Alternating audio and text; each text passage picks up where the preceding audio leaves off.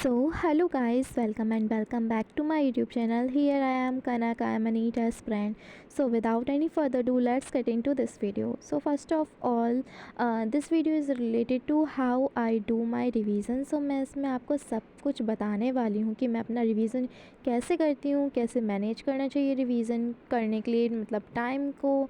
And then the main important thing is that कि हम लोग रिवाइज़ करें, तो ऐसे करें कि जब हम लोग दोबारा रिवीजन करने बैठें तो सारी चीज़ें हमें रिकॉल हो जाएं एक ही बार में। सो ये सारे इम्पॉर्टेंट मतलब मेन पॉइंट हैं मेरे इस वीडियो के। So please please please video को एंड तक देखना and don't forget to like comment share and subscribe, okay ना।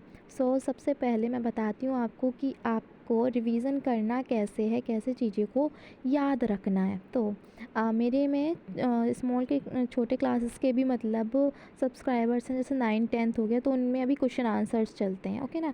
तो मैं ये दोनों के लिए बता रही हूँ, 11th और 12th के लिए भी और 9th और 10th के लिए भी, ठीक है। तो सबसे पहले जैसे अगर आप या फिर क्वेश्चन आंसर लर्न कर रहे हो या फिर नोट्स में से चीज़ें याद कर रहे हो, नोट्स याद कर रहे हो, सॉरी। तो देखो उनमें कोई ना कोई एक कीवर्ड ज़रूर होता है, तो ना आप वो कीवर्ड को याद करो। आपको पूरी चीज़ें रटनी नहीं होती है, मैं आपको बता दूँ, ऐसा कुछ नहीं होता कि आपको पूरा पूरा सेंटेंस वही लिखना होता है, ऐसा कुछ नहीं होता है। ना ही आपके टीचर्स इसमें आपके मार्क्स कट करेंगे। ओके, ये छोटे जो 9th-10th के लिए ना, मेरे छोटे भाई बहन, मैं उनको बता रही हूँ, देखो ऐसे टीचर्स आपके मार्क्स कट नहीं करेंगे। आपको बस वो मेन कीवर्ड याद होना चाहिए। अगर आप वही मतलब भूल रहे हो तो it's a very big problem, you know guys. आपको वो याद रखना पड़ेगा, इट्स मस्ट इम्पॉर्टेंट। तो ठीक है, आप लोग वो कीवर्ड्स याद करो, आप लोग को पूरा पूरा रटने की कोई ज़रूरत नहीं है। कीवर्ड्स याद करो और फिर अपने मन से उसको इंग्लिश में ट्रांसलेट करके लिखो। देन मैं आती हूँ 11th-12th की हम लोग नोट्स को कैसे रिवाइज़ करें। देखो नोट्स में भी मेन कीवर्ड्स होते हैं, तो आपको भी उन कीवर्ड्स पे ही ज़्यादा फोकस करना है। आपको पूरा पूरा स्टेटमेंट प्रॉपर वही याद नहीं रखना है। आपको याद क्या रखना है, जो प्रॉपर स्टेटमेंट याद रखने हैं आपको एनसीईआरटी की लाइंस। इट्स मस्ट इम्पॉर्टेंट कि आपको एनसीईआरटी बाय हार्ट लर्न होनी चाहिए, मतलब 100%। आप इसमें कोई वो नहीं कर सकते कि नहीं करेंगे।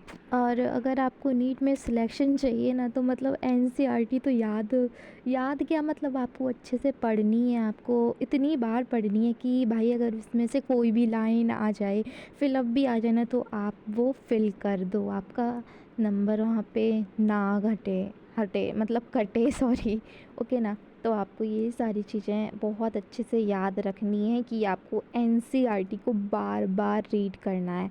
अब मैं आपको ये नहीं बोल रही हूँ कि आप एनसीईआरटी को रट डालो, ऐसा कुछ नहीं है। आप अगर उसको बार बार रीड करोगे ना तो वो आपको बाय हार्ट याद हो जाएगी। आपको ज़्यादा मतलब मेहनत करने की ज़रूरत नहीं है। अब ये नहीं है कि आपने एक बार पढ़ा, दो बार पढ़ा, हो गया, नहीं, आपको बहुत बार पढ़ना पड़ेगा तभी वो होगा। सो यहाँ पर मैं कर रही थी अपना फ़िज़िक्स का रिवीजन। मैंने टाइम मतलब टाइमर इसलिए लगा के रखा था कि मुझे पता चल जाए भाई मेरी स्पीड कम तो नहीं है। तो बट मेरा सब कुछ सही है, मैंने बहुत सारा रिवीजन कर लिया इस 1 आवर में। तो फिर उसके बाद मैं बस टाइमर लगा के ही ऐसे बैठती हूँ जब मैं रिवीज़न वगैरह करती हूँ ना। तो आप लोग भी अपने साथ एक टाइमर रखो।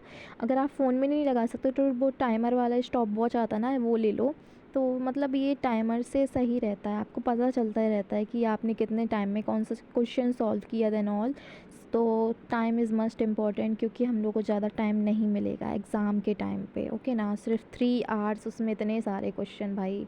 तो देखो मैंने ये रिवीज़न किया था, देन मैं ब्लैंक पेजेस से ही प्रेफर करती हूँ रिवीज़न के लिए, क्योंकि अगर लाइनिंग वाली नोटबुक यूज़ करती हूँ ना तो मेरा तो भाई बहुत बहुत पेज भर जाते हैं। और मैंने वो डायरी बताई थी, मैं उसमें करती हूँ या फिर मैं ब्लैंक पेज पे करती हूँ।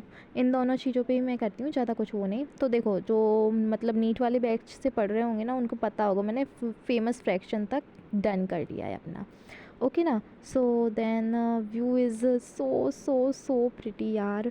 चंदा मामा निकल आए थे, हाँ, जब तक मैंने अपना फ़िज़िक्स का पूरा किया ना, फिर मैं बाहर गई बालकनी में थोड़ी देर घूमने के लिए।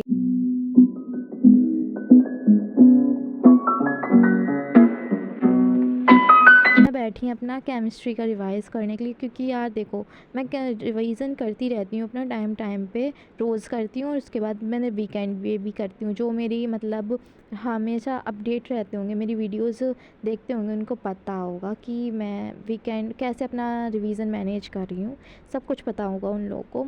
सो देखो मैंने फिर से टाइमर लगा दिया एंड देन मैं फिर से पढ़ने बैठ गई अपना केमिस्ट्री का रिवीजन करने। तो बहुत एक मेरे पास कमेंट आया था कि केमिस्ट्री के क्वेश्चन नहीं बन रहे हैं। तो देखो भाई, केमिस्ट्री के क्वेश्चंस ऐसे नहीं बनेंगे। आपको करना क्या पड़ेगा, आपको उसके लिए प्रैक्टिस प्रैक्टिस प्रैक्टिस, यही फर्स्ट एंड लास्ट मतलब रास्ता है कि आप प्रैक्टिस करो। अगर आप प्रैक्टिस नहीं करोगे तो कुछ नहीं होगा। मैं सीधा बोल रही हूँ कि कुछ नहीं होगा, सच्ची में कुछ नहीं होगा। देखो हम लोग के भी ऐसी एज चल रही है कि हम लोगों को कुछ काम नहीं है। पढ़ो, खाना पीना खाओ, थोड़ी बहुत मौज मस्ती करो एंड देन सो जाओ।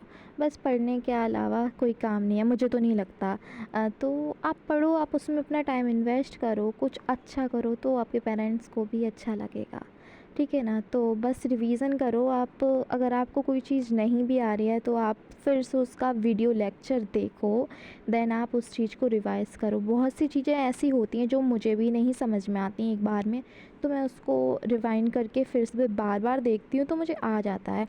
और फिर अगर तब भी नहीं आता तो मैं उस चीज़ को बार बार पढ़ती हूँ या फिर खुद से एक बार समझने का ट्राई करती हूँ कि बाई चांस मुझे इस टीचर से नहीं समझ में आ रहा, देन मैं दूसरे टीचर से समझ सकती हूँ। इतनी अच्छी फैसिलिटीज़ हो चुकी हैं ना, मतलब कि अब तो बहुत सारे टीचर्स हैं यार, हम लोग के पास बहुत सारे ऑप्शंस हैं। खजाना मिला है, उसमें तो इतने सारे ऑप्शंस हैं कि मतलब आपका अगर एक टीचर से नहीं समझ में आ रहा भाई, दूसरे टीचर से पढ़ लो।